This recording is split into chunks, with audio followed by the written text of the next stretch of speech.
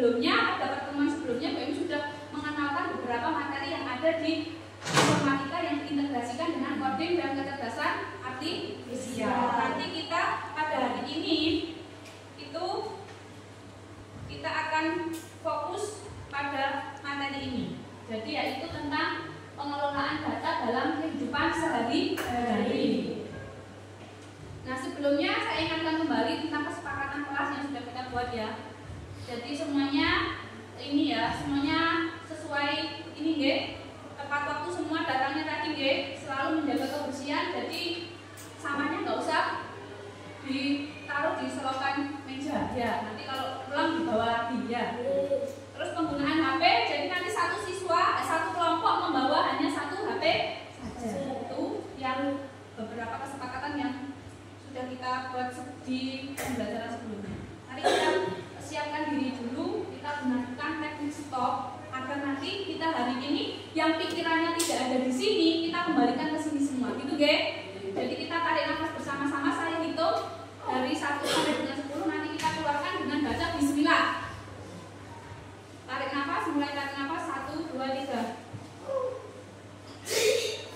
Bismillahirrahmanirrahim. Oke. Kira-kira semuanya sudah siap?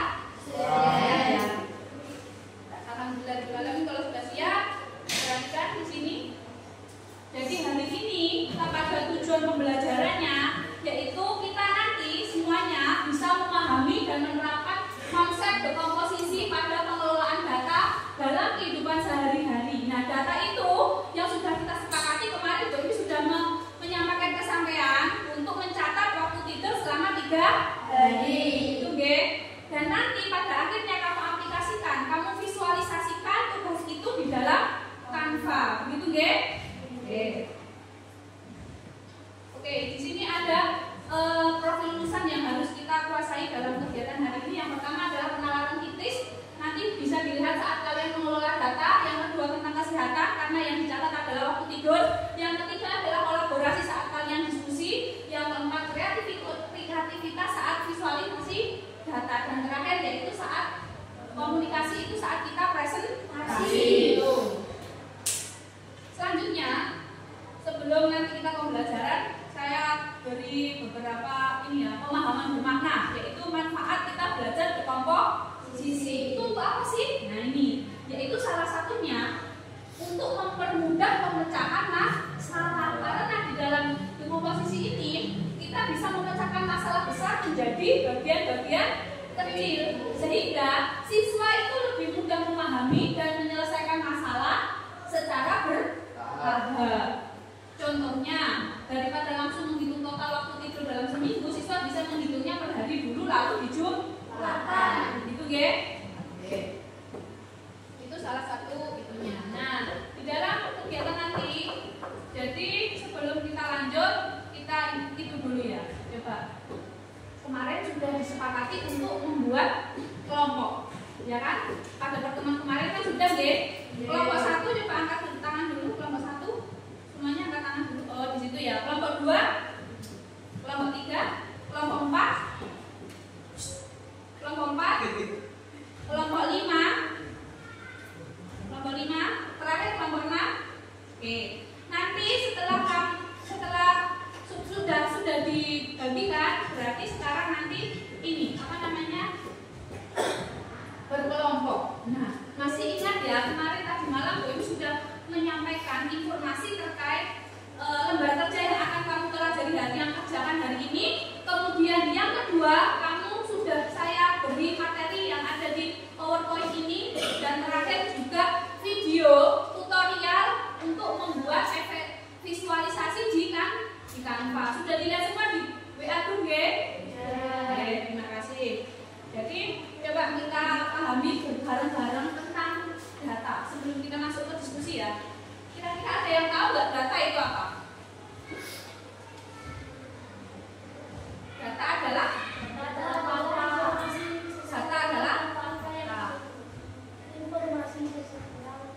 informasi seseorang. Kira-kira kalau kamu mau mencari data itu dengan cara apa kira-kira? Menganalisis, mencarinya dengan cara Observasi. Nah, sebelum itu coba kita pahami dulu apa itu data.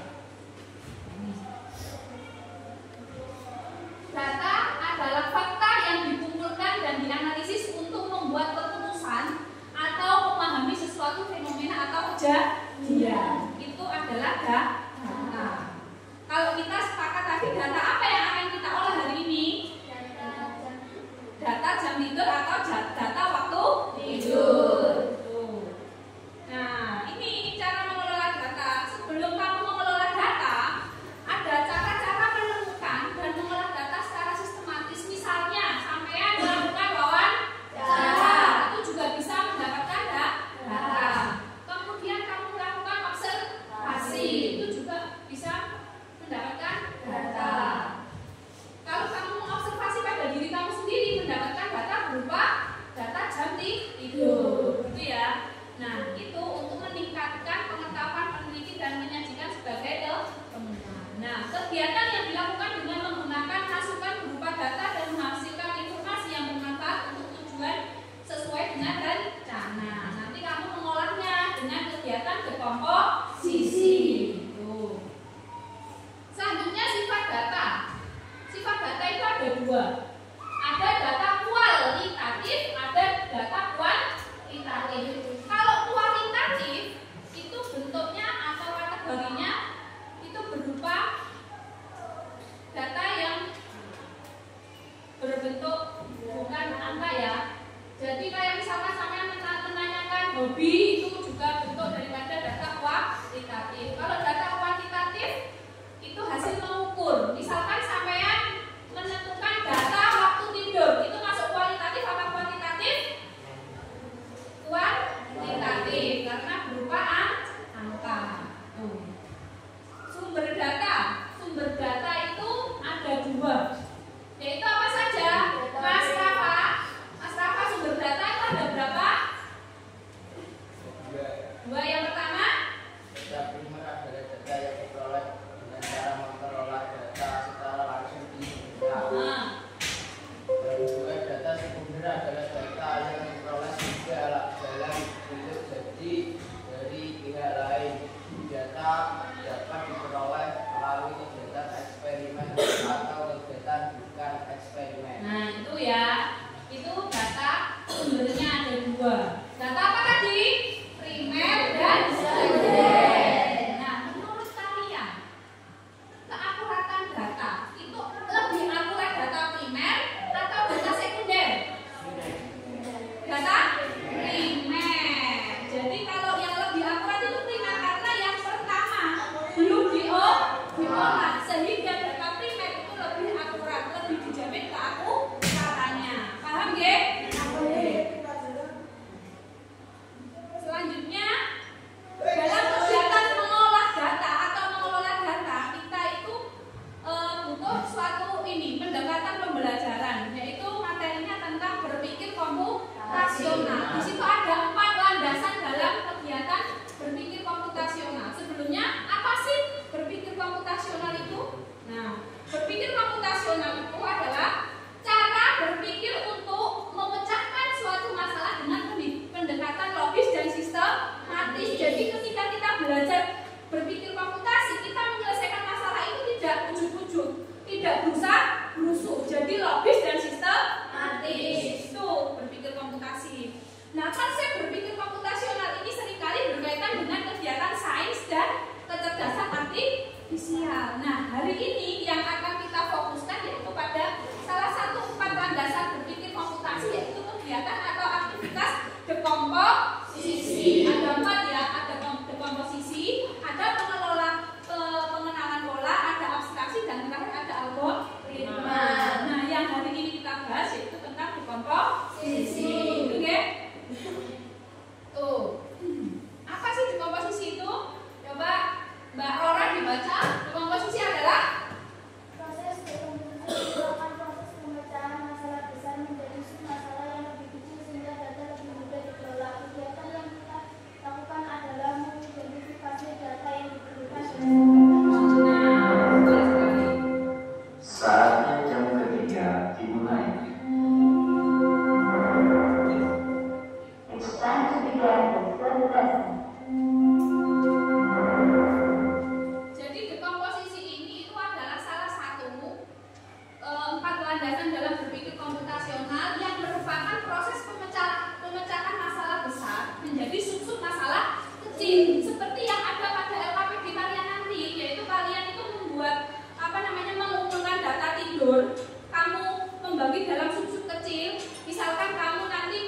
tidurnya dalam ini dulu, dalam sesuai nama siswa.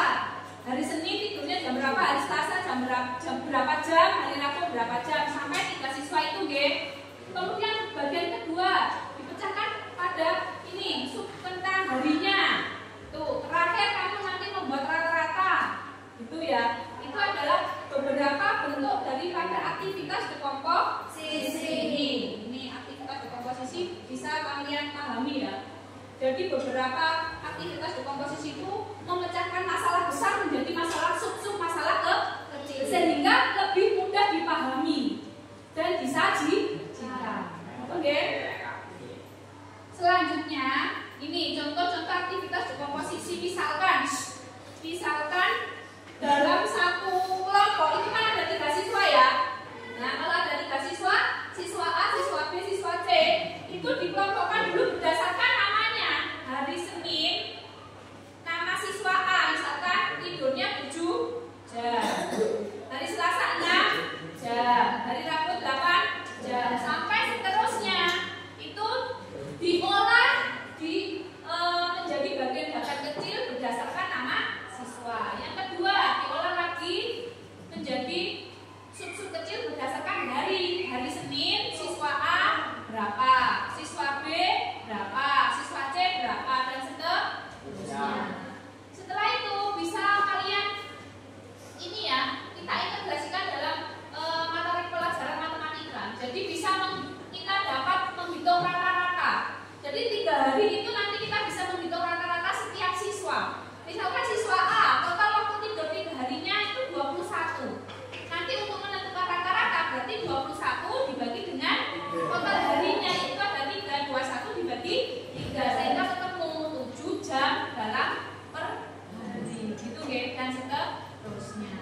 Nah, ini juga sudah saya sampaikan ya di grup ya terkait cara menghitung rata-rata. Ini bisa kalian pahami. Jadi jumlah total data dibagi dengan banyaknya data. Datanya kan ada 3 ya, hari Senin, hari Selasa, hari Rabu. Tidurnya yang 3 hari itu nanti setiap siswa punya rata-rata tidur per hari. Ini contohnya. Nah, setelah itu terakhir kamu nanti bisa memvisualisasikan hasil pengelolaan data sampean yang sudah kalian kerjakan di lembar kerja nanti.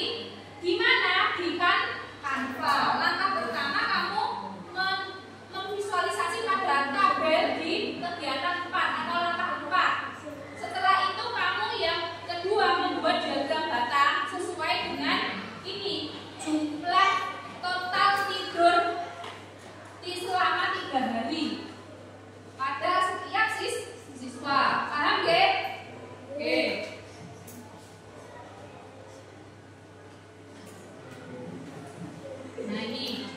Nah ini juga tutorial untuk memvisualisasi data di Canva yang kemarin juga Bu Emi sudah membagikan di grup WA nggih.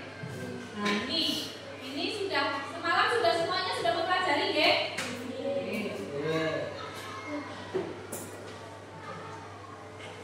Dan terakhir sebelum ke refleksi kita ke aplikasi dulu. Hari ini Bu Emi akan membagikan lembar kerjanya untuk dikerjakan setiap kelompok nggih.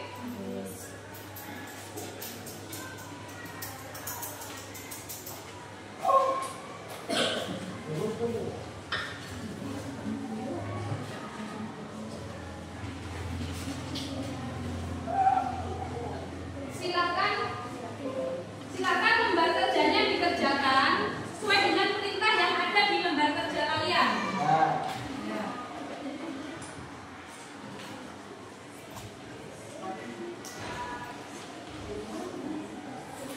Silakan dikerjakan. Sampai ini bagian gimana, Mas? Nanti ya gimana? Ya, sana nggak apa-apa yuk. Yang belum ada komputer yang nyala, silakan mencari komputer yang sudah nyala ya. Sudah nyala deh, yang kelompok duduknya sesuai dengan anggota kelompoknya masing-masing.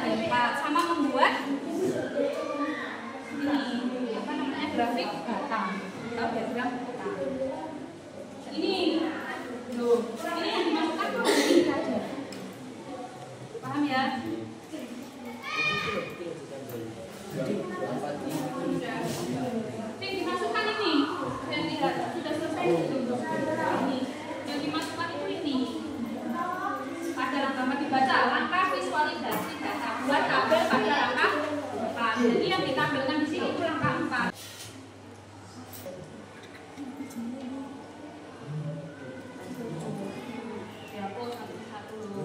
satu kolom. Kayak lagi. Sip. Nih. Ke bawah. Iya, sip sama itu. Nah, terus dihapus. Satu kolom. Ini diisi nih 23, 22, 24. Yang ini ya. Judulnya apa? Total waktu 3 hari. Yang sebelah sini nama. Ini total waktu. Ya, wes. Selesai. Itu yang pertama ya. Nah, edit. Nah, agak ke bawah. Terus. Nah, ini color by. Ini. Klik nama. Nah, setiap siswa kan berbeda warna. Mau pilih warna apa? Nanti bisa.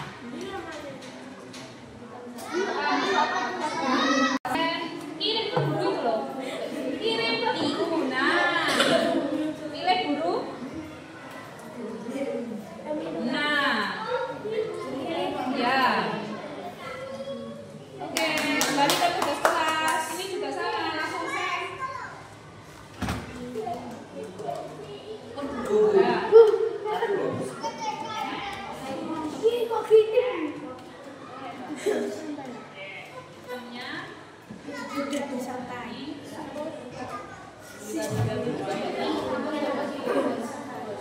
Ini diganti nama ya. Total waktu 3 hari.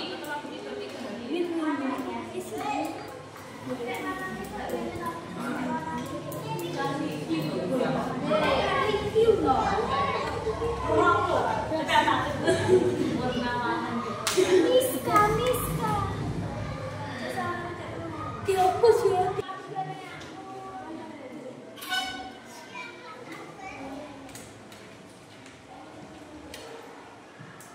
Anak-anak, waktunya diskusi sudah selesai ya?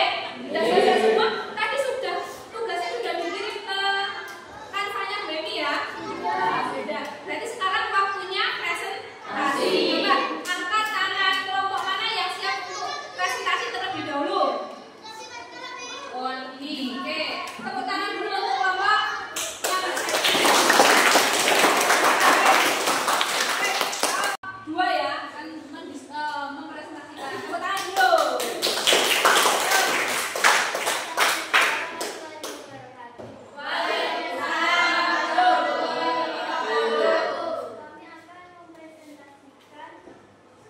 Mempresentasikan hasil diskusi kami yang akan disampaikan oleh Mbak Septi. Perkenalkan, nama saya Ellen. Ini adalah visualisasi data waktu tidur kelompok 2. Pertama, nama siswa. Jadi, total tidur waktu tidur selama 3 hari 25 jam. Rata-rata tidur per hari 8,3. Asifa, total waktu tidur selama 3 hari 23 jam. Rata-rata tidur per hari 7,6. Ellen, total waktu tidur 3 hari 23 jam. Rata-rata tidur per hari 7,6. Selanjutnya ini adalah diagram data waktu tidur kelompok 2. Gimana? Yang lainnya? Bisa diterima?